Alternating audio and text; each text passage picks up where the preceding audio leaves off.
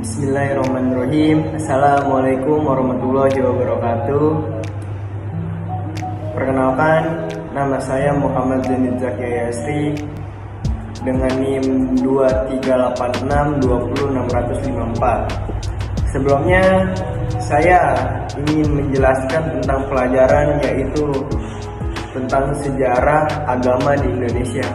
Oke, kita akan lanjut materi pertama. Ada yang namanya tentang sejarah agama yang ada di Indonesia. Indonesia merupakan salah satu sebuah negara kepulauan terdiri dari ras dan suku, bangsa serta etnis yang memiliki banyak sekali keragaman lokal, entah dari masyarakat kita, dan kita dipersatukan dengan keberagaman kita, yaitu dengan simbol Bhinneka Tunggal Ika. Anak-anak sebelumnya ada yang tahu artinya simbol Bhinneka Tunggal Ika?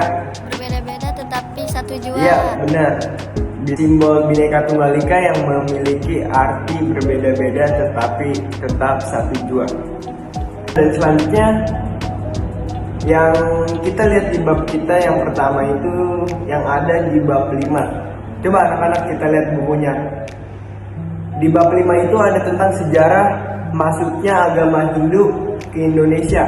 Agama atau aliran kepercayaan satu Tuhan yang berkembang di Indonesia, bukan kepercayaan asli Indonesia sendiri, melainkan budaya yang merupakan kepercayaan asli Indonesia sendiri, melainkan berasal dari Jazirah India contohnya. Sekarang meliputi wilayah India, Pakistan, dan Bangladesh. Ada di Indonesia penganut agama Hindu itu pada tahun 2022 itu kalau nggak salah ya sebanyak 4.992.548 orang atau 1,7% dari seluruh populasi penduduk Indonesia. Oke, selanjutnya kita memasuki materi yang kedua, yaitu yang B, masuknya agama Buddha ke Indonesia. Anak-anak tolong sebelumnya dengerin, jangan ada yang bercanda ya. Nah, di Indonesia ini sekarang termasuk di dalam daftar pemeluk agama Buddha terbanyak di wilayah Jawa dan Sumatera, mayoritas penduduknya.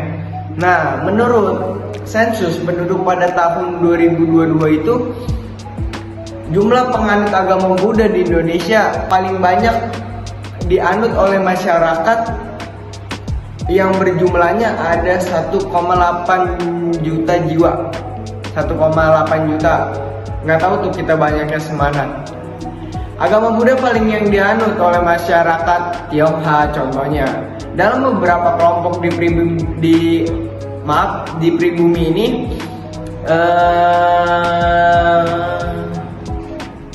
Indonesia, pertumbuhan agama Buddha yang ada di Indonesia di latar belakangnya letak wilayah yang strategis yang terletak di antara dua benua samudra. Hal itu menyebabkan pada zaman dahulu Indonesia dijanjikan menjadi jalur pelayaran yang strategis antara India ke Cina ataupun sebaliknya. Oke. Dan itu masuknya agama Islam ke Indonesia. Agama Islam merupakan adalah agama pemeluk terbesar di Indonesia. Kementerian Agama di Indonesia memberikan data bahwa pemeluk agama di Indonesia mencapai 229,62 juta jiwa atau sekitar 87,2%. Nah, dari jumlah keseluruhan penduduk yang ada di Indonesia ini, berarti banyaknya teori perihal masuknya Islam ke Indonesia. Terus muncul sampai saat ini antara sebagai berikut. Nah, saat itu ada teori Gujarat. Teori ini berpendapat bahwa Islam masuk ke Indonesia dari wilayah Gujarat. Indonesia melalui para pandangan India Muslim pada sekitar abad ke-13 M. Oke. Nah, yang kedua itu ada teori Makkah. Teori ini berpendapat bahwa Islam tiba di Indonesia langsung di timur melalui jasa para pedagang Arab Muslim pada abad ke-7 M.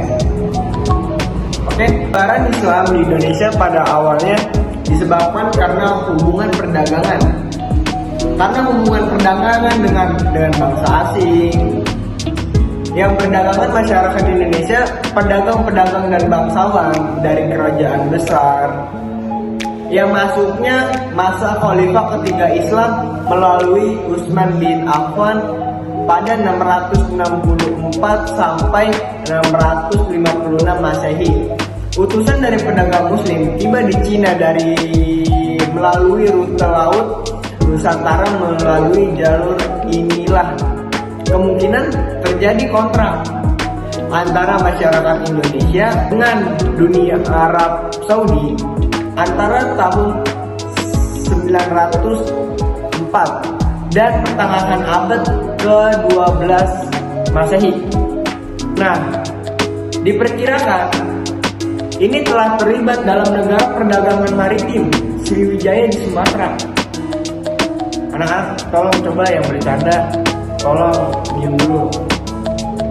Meskipun kebanyakan proses masuknya Islam melalui jalur perdagangan, tetapi ditemukan juga bukti sejarah. Bukti sejarah yaitu adanya konflik yang dilandasi dengan perebutan kekuasaan, pengaruh seperti suku Sunda, suku Jawa Barat, dan kerajaan Majapahit di Jawa Timur yang terletak pada Jawa Timur. Yang ditaklukkan oleh Muslim Jawa Barat, adanya yang di Jawa Barat dan kerajaan Majapahit di Jawa Timur yang ditaklukkan dari Kesultanan Demak pada abad ke-16. Kerajaan Hindu Buddha Sunda Pajajaran ditaklukkan oleh kaum muslim di abad 16. Oke, anak-anak, sampai pelajaran pada siang hari ini. Alangkah baiknya yang ingin maaf sebelumnya. Anak-anak yang di sini yang belum paham boleh ditanyakan sebagai berikut. Oke, sebelum mengakhiri pembelajaran pada siang hari ini, semoga kita berdoa dulu kepada Allah Subhanahu wa taala, semoga pelajaran yang kita beri dapat dipahami, dimudahi oleh Allah Subhanahu wa taala. Oke. Sebelum saya mengakhiri pertemuan pada siang hari ini, akhirul kalam. Assalamualaikum warahmatullahi wabarakatuh.